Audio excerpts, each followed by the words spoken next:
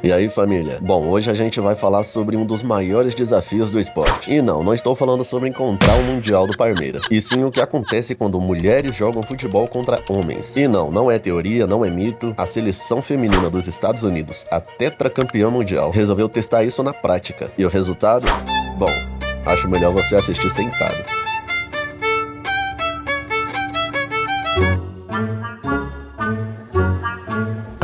Elas, cheias de títulos, enfrentaram o Wrexham Dragons, o time do comediante Ryan Reynolds, o Deadpool. Esse que é um time da 5ª divisão inglesa. Ou seja, um time que, se fosse aqui no Brasil, tava jogando a Série D com os concursados do Detran. Bom, o time deles tinha 3 aposentados, que só jogam por causa do café que vai ter depois do jogo, 2 moleques da base que ainda não sabem o que é um salário, né? E um goleiro que só tava ali porque o titular esqueceu a chuteira. E do outro lado estava a seleção feminina, com sangue nos olhos, querendo mostrar pra que vieram. Elas estavam com tanta confiança que você até pensava realmente que elas conseguiriam fazer frente a esse time. Bom, e mesmo assim, em 20 minutos estava simplesmente 7-0. O jogo terminou 12-0. E olha que os caras claramente deram uma segurada para não causar mais trauma. Se fosse no modo vingança dos rejeitados, teria sido pelo menos uns 20-0 com direito a gol de bicicleta do goleiro. Mas eles ficaram com muita pena delas. Elas até se esforçaram, mas simplesmente não deu, né? E aí temos a declaração da Heather O'Reilly, uma das jogadoras dessa partida.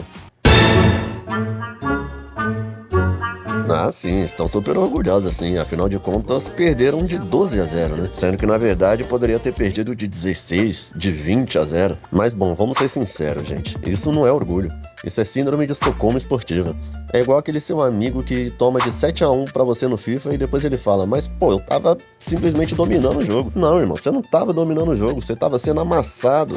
Enfim, também temos outros casos que viraram piada, como este caso, provando que mulheres não podem jogar contra homens, porque é biologicamente impossível dar certo. Homem sempre vai levar vantagem. Vamos aos outros casos. Bom, essa mesma seleção nos Estados Unidos teve a brilhante ideia de, em 2017, enfrentar um time sub-15 do Dallas. E bom, a gente sabe que o futebol nos Estados Unidos não é lá tão evoluído. Depois que o Messi foi pra lá, aí que ficou mais escrachado ainda, que eles não sabem jogar bola. Eles não sabem jogar futebol. O Luis Suárez, com 2 joelhos a menos, tá conseguindo deitar e rolar lá. Os goleiros são ruins, os jogadores são ruins. Enfim, o futebol é completamente inferior ao jogado no resto do mundo. Então você imagina como que deve ser um time sub-15 do Dallas. Bom, deve ser tenebroso de ruim. Eu tenho certeza que o sub-10, sub-11 aqui do Brasil, com certeza amassaria esses meninos do sub-15 de lá dos Estados Unidos. Mas enfim, esse não é o ponto. O ponto é que essa seleção feminina dos Estados Unidos enfrentou esse Dallas sub-15 e elas conseguiram a proeza de perder por 5-2 para um time de crianças. Ou seja, um time de moleques que ainda assistem Peppa Pig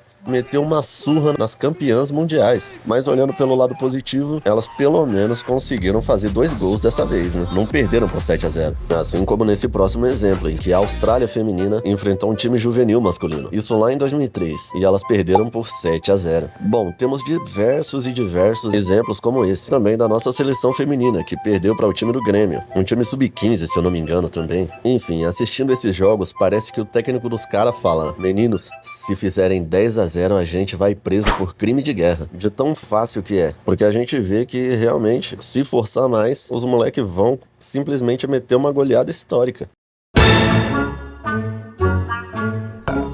Não é falta de habilidade. As minas são cracudas da bola. Mas futebol masculino e feminino são esportes totalmente diferentes. Vamos lá, exemplo. Biologia básica, né? Velocidade. O homem médio corre mais que a mulher média. E não, isso não é machismo ou qualquer coisa do tipo. Isso é fisiologia pura. Na força, o chute de um homem pode chegar até 130 km. Ou às vezes mais forte, né? Como é o caso de Roberto Carlos, vamos dizer assim, né? Já o chute de uma mulher pode chegar no máximo a 90 km.